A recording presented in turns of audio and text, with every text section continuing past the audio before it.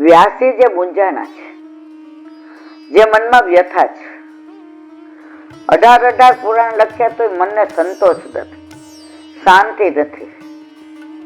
ઠાકોરજીના જ્ઞાન અવતાર છે, પરશુરામ આવેશ અવતાર, રામચંદ્રજી હાસ્ય અવતાર.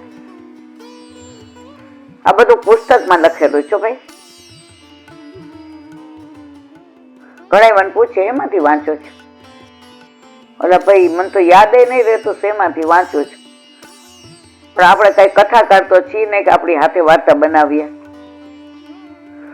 હવે નારદજીને આ બધું કહે છે કે તમે તો પ્રભુના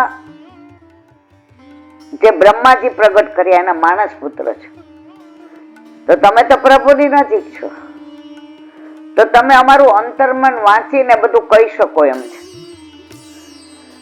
તો મને કોને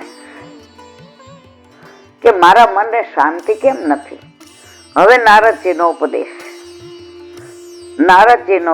નારદ ઉવાચ, અત્યાર સુધી તમે જે શાસ્ત્રો લખ્યા છે, કોણ કે છે? નારદજી. કોને કે છે? વ્યાસજીને. વેદ અને મહાભારત તે જ્ઞાનના શાસ્ત્રો છે. તેમાં ભગવાનના ગુણગાન ભાગ્યે જ ખૂબ ઓછા ગાયા. જો તેના કારણે તમારા મનને સંતોષ નથી. તમારામાં આ ખામી ન્યૂનતા હોવાનું હું માનું છું, જેના કારણે તમે વ્યગ્ર રહો છો. જ્યાં ભગવાન કરતા ન હોય ને મુખ્ય, એમાં તમારી વ્યગ્રતા જ હોય. અને જ્યાં ઠાકોરજી બધું કરતા હરતા હોય, એમાં આપણા મનની વ્યગ્રતા રહે જ નહીં. પ્રભુ કરે સો ભલી કરે. કોઈક વાર એવી લીલા આપણી યાર થાય હો, કે આપણને એમ થાય કે આપણે આવા કેવા દોષ કે આપણી સાથે આવું થયું.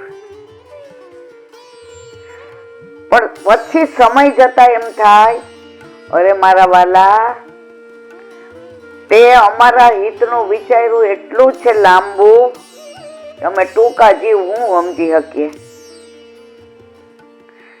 આપણને 3 કપડે ઘરમાંથી કહી દીધું કે જાઓ, બરાબર.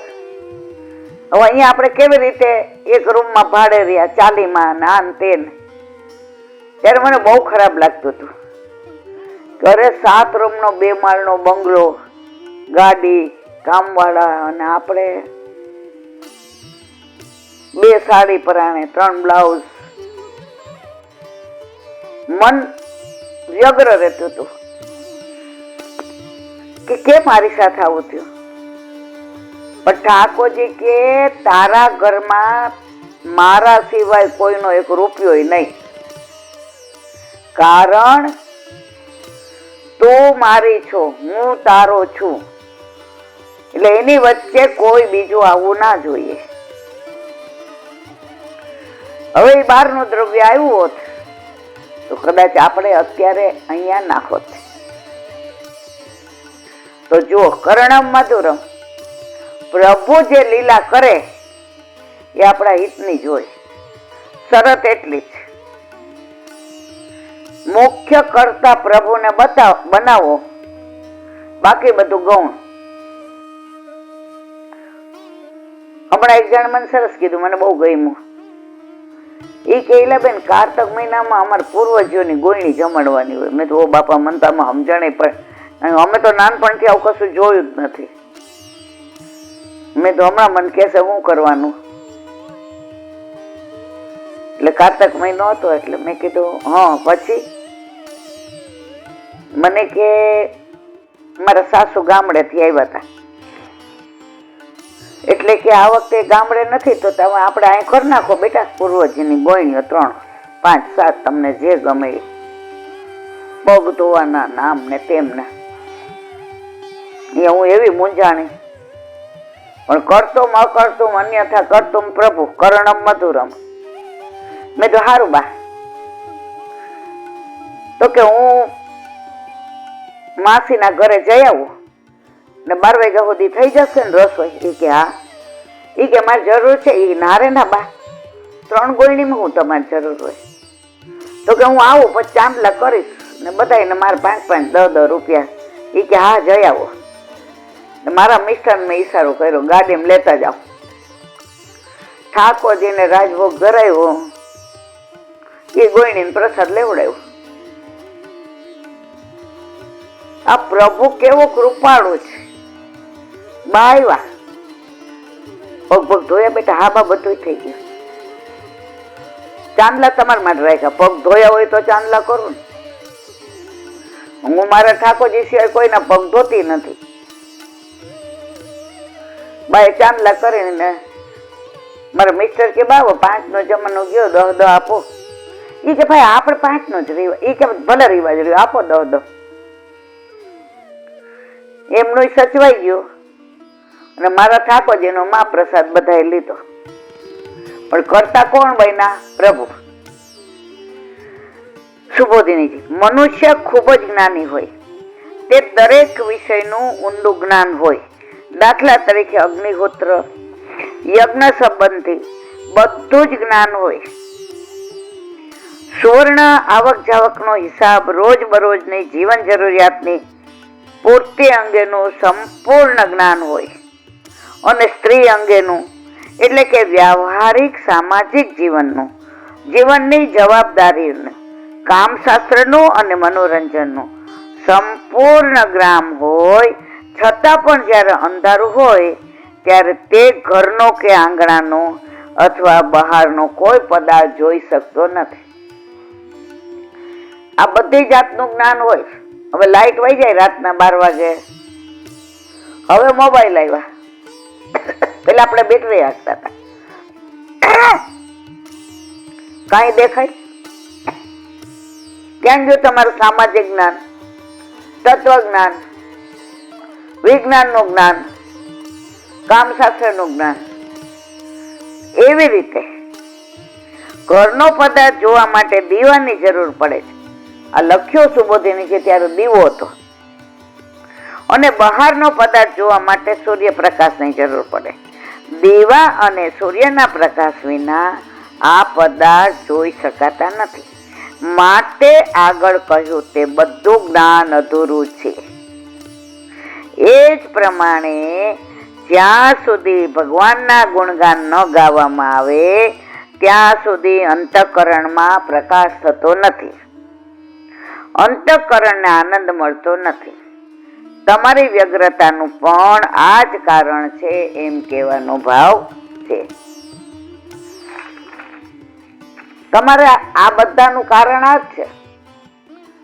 બધું જ્ઞાન છે પણ અંધારું જ, કારણ કે ઠાકોરજીના ગુણાનુવાદામાં ક્યાંય કર્યા જ નથી. તો એકવાર મેં એક જણને પૂછ્યું, બધું હનુમાનજીને હારા ચોખા નો રહેવા દેવાય? નાના હોય એટલે આવડે નહીં બોલતા પૂછતા કે કાંઈ. અમે તો આ સુંદર શનિવારે બધા મંડાણા હોય, એવા સોમથી શુક્રવાર સુધી હનુમાનજી ચોખા હોય, પછી તમે બધા મંડાવો છો પેલા સિંદૂર તેલમાં ઘોળવીને. બધા એક કાકા હતા ને, પંચનાથ પાસે 7 હનુમાન નું મંદિર છે. એટલે અમે બધા ત્યાં એ બાજુ રમવા ગયા હોઈએ કે સાયકલ ફેરવતા હોઈએ. ત્યારે કઈ આટલી 50-60 વર્ષ પહેલા એટલી ગેરદી નહોતી. એટલે નવા સાયકલ શીખાવ એટલે હોશિયારી કહી કે રોડ ઉપર હાલો, જો મને આવડી ગઈ. તો ત્યાં ઈ મંદિર આવ્યું એટલે અમને તો ખબર, મારી બાઈ અમને શીખવાડેલું કે આપણે ક્યાંય જવાય નહીં, આપણે આપણા ઠાકોરજી સિવાય ક્યાંય આપણે પ્રસાદ લેવાય નહીં. ત્યારે શું એવું પૂછવાનું આપણામાં આવતું જ નહોતું. બાએ કીધું આપણે કરવાનું બસ. અત્યારના છોકરા વાય વોટ ફોર વીચ.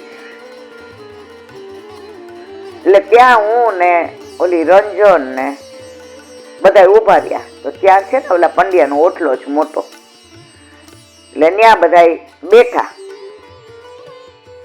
એટલે મને આમ વાતમાં હાલો આપણે પાંચિકા રમીએ. ઈ કે બે બુડી મોડું થશે પછી ઘરે ખીજાશે. હવે સાયકલ અમે એકાનામાં અબ્દુલ્લાભાઈ ની અડધો કલાક ભાડે લાવ્યા હોય, એટલે પછી 35-40 મિનિટ સુધી અબ્દુલ કાકા નું બોલાય. પછી કાકા ને કહ્યા તમારી બેબી દર વખતે કલાક લઈ જાય છે, મારે બીજાનો વારો નથી આવતો, કે દર વખતે હાલ. એટલે ત્યાં મેં આ વાત કરતી હતી તો એક કાકા સાંભળી ગયા. એ કે મણિભાઈ બેબી છે? મેં કીધું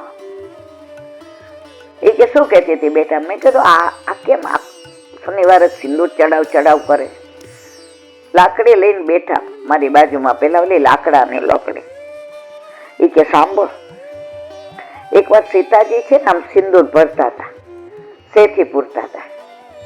એટલે હનુમાનજી કહ્યું માં આ કેમ આવું કરો છો? એ કે મારા અખંડ સૌભાગ્યવતી, મારા રામ પ્રસન્ન છે ને એટલે.